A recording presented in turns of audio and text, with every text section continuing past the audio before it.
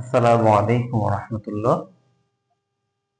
এখন আমরা যে জিনিসটা দেখব, যদি আমাদের একাধিক যোগ বিয়োগ দেওয়া থাকে একসাথে, তখন আমরা কি করব? যেরকম আমাকে দেওয়া আছে ৭ যোগ ২ minus ৩ plus ২ minus ৭ plus ৮ minus ৩ এরকম দেওয়া আছে। ৩ না দিয়ে ৪ দিলাম। আচ্ছা, এরকম একসাথে আমার অনেকগুলো যোগ বিয়োগ একত্রে দেওয়া আছে। যদি আমাদের একসাথে অনেকগুলো যোগ বিয়োগ দেওয়া থাকে, তাহলে আমরা কি করব? তাহলে ফার্স্টে আমাদের কাজ যত যোগ আছে সবগুলোকে একসাথে লেখা এবং যত বিয়োগ আছে এগুলোকে একসাথে লেখা। আচ্ছা, আমরা একসাথে লেখার চেষ্টা করি। আমাদের প্রথমে এখানে কিছু নাই, তাহলে এখানে আমার সামনে একটা যোগ আছে। তাহলে ৭ যোগ ২, এরপরে যোগ কোথায় আছে? এই যে আবার একটা প্লাস ২ দেওয়া আছে, প্লাস ২, আবার যোগ কোথায়? যোগ কোথায়? এই যে ৮ যোগ। আচ্ছা, এখানে একটা জিনিস মনে রাখবো, আমরা কার চিহ্ন কোনটাকে ধরবো? প্রত্যেকের চিহ্ন তার সামনেরটা হয়, প্রত্যেকের চিহ্ন তার সামনেরটা হয়। যেরকম এখানে ৪, তার সামনে যে মাইনাস, এটা তার চিহ্ন। যেরকম এখানে ২ দেওয়া, এই ২ এর কি মাইনাস হবে না প্লাস হবে? ২টা তার সামনে যে চিহ্ন আছে ওই চিহ্নটা তাইলে ওর হবে, তাহলে ওর চিহ্ন যেহেতু সামনে প্লাস, তাইলে ও হবে প্লাস। আমি যদি এখানে চিন্তা করি ৩টার কথা, ৩ কি প্লাস হবে না মাইনাস হবে? ৩টা হবে মাইনাস। কেন মাইনাস? আমরা সব সময় কি করি, তার সামনে যে চিহ্নটা থাকে ওই চিহ্নটাই মূলত ওর চিহ্ন হয়। আচ্ছা, যাই হোক, তাহলে আমি সবগুলো যোগগুলোকে আমি একত্রিত করে ফেলছি। এখন যে বিয়োগগুলো আছে এগুলো দেখি যদি, তাহলে এখানে -৩ আছে, -৭ আছে, -৪ আছে। তাহলে আমি -৩, -৭ আর -৪ আমি বসায় দিলাম। ওকে, এরপরের কাজটা কি?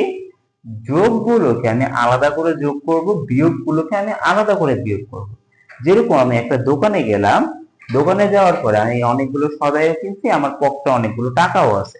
এখন আমি কি করি, আমার টাকাগুলোকে আলাদাভাবে হিসাব করে যোগ করি, এটাকে আলাদাভাবে সাইড করে দেখি আমার কাছে কয় টাকা আছে। আবার যে দোকানে টোটাল সদাই করছি ওই টোটাল সদাইটারও একটা আমি হিসাব করি যে আমি কয় টাকা সদাই করলাম। তারপর কি করি, যে আমি আছে না ওই টাকা থেকে আমার টাকাটা বিয়োগ করে দেখি।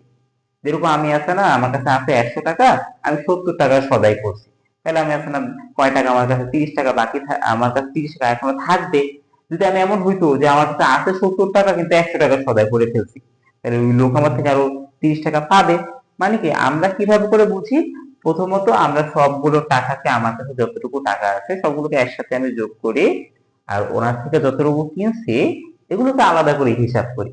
আচ্ছা, যাই হোক, আমরা সব যোগগুলো একসাথে করে যোগ করব। তাহলে আমি এখানে ৭ ২ কে যোগ করলে কত হয়?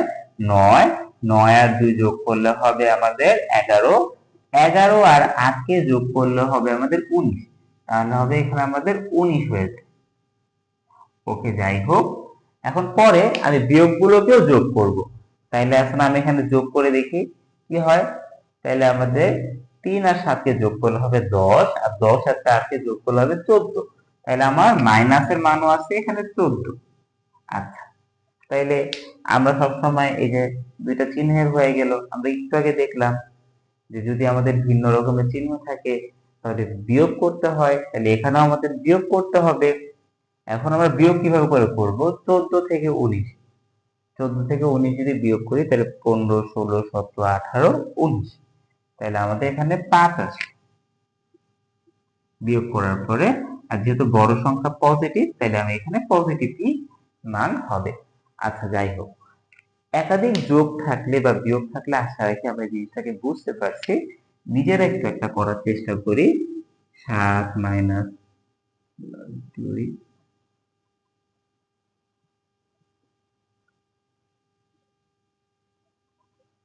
আমরা এটা নিজেরা চেষ্টা করি নিজেরা করার জন্য। সালামু আলাইকুম।